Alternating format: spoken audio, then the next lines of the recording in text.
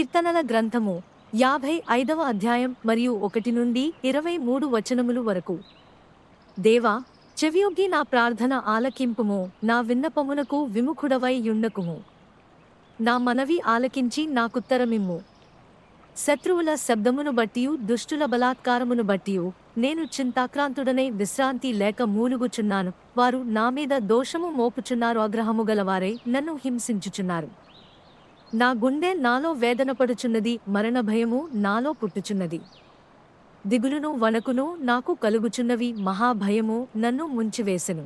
ఆహా, గువ్వవలే నాకు రెక్కలున్న ఎడల నేను ఎగిరిపోయి నెమ్మదిగా నుందునే. త్వరపడి దూరముగా పారిపోయి పెనుగాలిని సుడిగాలిని తప్పించుకొని అరణ్యములో నివసించియుందునే అనుకొంటిని. పట్టణములో బలాత్కార కలహములు జరుగుట నేను చూచుచున్నాను. ప్రభువా, అట్టిపనులు చేయువారిని నిర్మూలము చేయుము, వారి నాలుకలు ఛేదించుము. రాత్రింబగళ్ళు వారు పట్టణపు ప్రాకారముల మీద తిరుగుచున్నారు. పాపమును చెడుతనమును దానిలో జరుగుచున్నవి.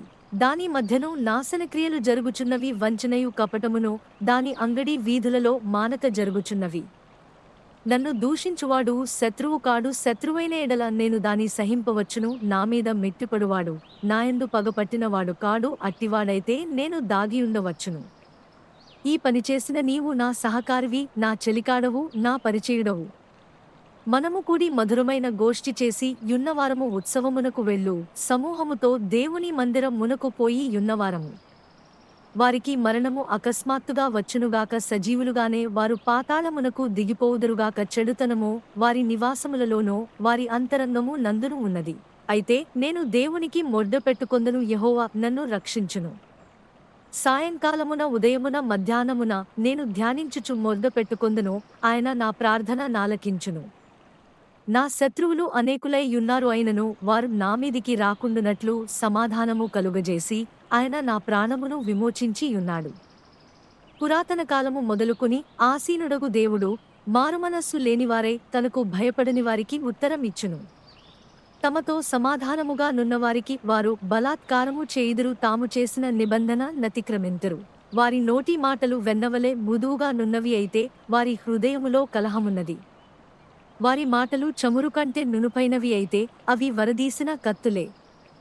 నీ భారము యెహోవా మీద మోపుము, ఆయనే నిన్ను ఆదుకొనును. నీతిమంతులను ఆయన ఎన్నడును కదలనీయడు.